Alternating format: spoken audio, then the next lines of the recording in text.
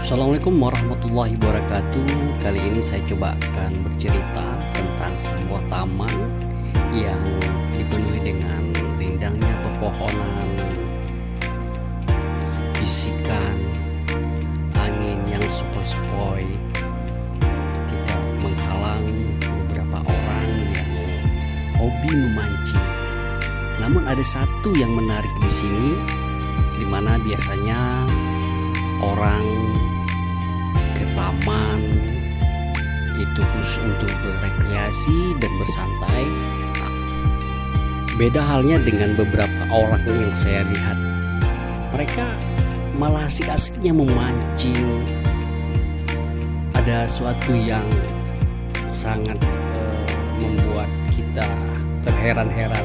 Ini taman kok bisa dibuat lokasi mancing. Nah,